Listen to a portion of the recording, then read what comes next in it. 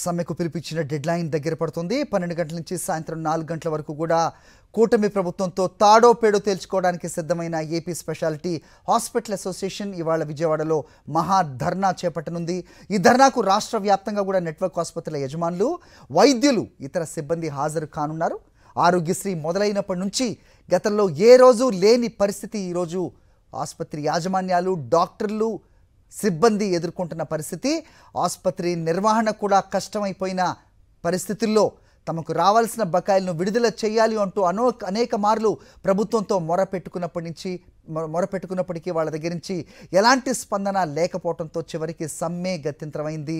ప్రస్తుతం మహాధర్నా చేపడుతున్నారు వైద్యులు, ఆసుపత్రుల యజమానులు, ఇతర సిబ్బంది. మధ్యాహ్నం 12 నుంచి సాయంత్రం 4 గంటల వరకు కూడా ఈ ధర్నా చేపట్టనున్నారు. 2700 కోట్ల రూపాయల బకాయిలు విడుదల చేయాలని వారంతా డిమాండ్ చేస్తున్నారు. సమ్మె బాట పట్టి 15 రోజులు కావస్తున్నా ప్రభుత్వం పట్టించుకోవటం లేదు. ప్రభుత్వ నిర్లక్ష్యం కారణంగా రోగులు ఇబ్బందులు పడుతున్నారంటున్నారు. మరిన్ని అప్డేట్స్ మా కరెస్పాండెంట్ సురేంద్ర అందిస్తారు. సురేంద్ర, చెప్పండి. 12 కావస్తుంది, ఇచ్చిన డెడ్ లైన్ దగ్గర పడుతోంది. మహాధర్నాకు సిద్ధమైన నేపథ్యంలో ప్రభుత్వం నుంచి ఏదైనా సానుకూల స్పందన కనిపిస్తోందా? కేవలం 200 నుంచి 250 కోట్లు రిలీజ్ చేస్తామంటూ కంటి తుడుపు చర్యలకు ససేమేరా అన్న ఈ ఆసుపత్రి యజమానులు, డాక్టర్లు సమ్మెకు సిద్ధమైన పరిస్థితి. ఏం చెప్తున్నారు వాళ్ళు? మరోవైపు వాళ్ళు ఈ రోగుల పరిస్థితి ఈ విధంగా ఉంది, వాళ్ళు బాధపడుతున్నారనే కన్సర్న్ కూడా చూపిస్తున్నారు. అలాగే ఆసుపత్రులు నిర్వహించే అవకాశం కూడా లేదు, మా పరిస్థితి అలా ఉంది అనేది కూడా చెప్తున్నారు. ఏంటి మీ దగ్గర ఇన్పుట్స్, అప్డేట్ చెప్పండి. అది 12 గంటలకు మరికొద్ది సేపట్లోనే ఆశా అసోసియేషన్ పిలుపు మేరకు చలో విజయవాడ కార్యక్రమం జరగబోతుందని చెప్పాలి. ఇప్పటికే తమ బకాయిలు విడుదల చేయాలంటూ 10వ తారీఖు నుంచి కూడా వాళ్ళు సమ్మె బాట పెట్టారు. దాదాపు 14 రోజుల పాటు సమ్మెలో ఉన్న పరిస్థితి. అయితే ప్రభుత్వం నుంచి ఎటువంటి స్పందన వచ్చింది, ఆ కార్యక్రమం ఎలా ముందుకెళ్లబోతుందనే అంశాలు మనతో మాట్లాడడానికి ఆశాకు సంబంధించిన నాయకులు బషీర్ గారు ఆయనతో మాట్లాడుతున్నారు. సార్, ఏం చెప్తారంటే ప్రభుత్వం 250 కోట్ల రూపాయలు ప్రస్తుతం ఇస్తాము, సమ్మెను విరమించండి అంటూ కూడా మీకు చెప్తున్నట్టు తెలుస్తుంది.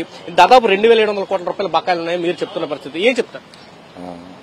ఏంటంటే మొత్తానికి దాదాపు 2700 కోట్లు పైగా రాష్ట్రంలో ఉండేటువంటి అన్ని ఆసుపత్రులు బకాయిల్లో ఉన్నాయి. ఆసుపత్రులు అన్ని ఇబ్బందుల్లో కూడా ఉన్నాయి. జీతాలు కూడా ఇవ్వలేని పరిస్థితుల్లో ఇబ్బందులు పడుతున్నాం. ప్రతి నెల అప్పులు తేలేక ఇబ్బంది పడుతున్నాం. ఈ దశలో ప్రభుత్వానికి మేము విన్నవించి ప్రజలకు అసౌకర్యం కలగకోకుండా తర్వాత ఆసుపత్రులు నిర్వహించేదానికి అవసరమైనటువంటి చర్యలు తీసుకోవాలని చెప్పేసి ప్రభుత్వం దృష్టికి తీసుకురావాలనేటువంటి ఉద్దేశంతోనే మేము ఈ రోజు కేంద్రానికి వచ్చేసి విజయవాడలో ధర్నా చేపడుతున్నాం. రాష్ట్ర వ్యాప్తంగా మొత్తం అన్ని హాస్పిటల్ నుంచి కొంత ప్రతినిధులు ఇక్కడికి వచ్చేసి ఈరోజు ప్రభుత్వానికి మా సమస్యను వెలుబుచ్చడం కోసం ఈ రోజు ఇక్కడికి వచ్చాం. బకాయిలు మాత్రమే ఉన్నాయి, ఇతర డిమాండ్స్ ఏమున్నాయా? మాకు బకాయిలు అనేది ఒక సమస్య అయితే, ఇంకో సమస్య చాలా ఏళ్లుగా పెంచినటువంటి ప్యాకేజీలు. అంటే గత కొన్నేళ్లుగా ఏ ప్రభుత్వం వచ్చినా కూడా అదే ప్యాకేజీలతోనే ఇన్నేళ్లు నడుస్తున్నాయి. అంటే ఏ ప్యాకేజీలు లెక్కేసినా కూడా మామూలు అంటే మొదట్లో మేము పెడుతున్నటువంటి ఖర్చులు, తర్వాత దాంట్లో వచ్చేటువంటి డబ్బులు లెక్కేసుకుంటే ఇంకా నష్టంలోనే నడుస్తున్నట్టుగానే అనుకోవాలి. కాకపోతే ఇది ప్రజలకు సంబంధించినటువంటి సోషల్ సర్వీస్ కింద మేము అనుకుని మొదలు పెట్టాం మొదట్లో.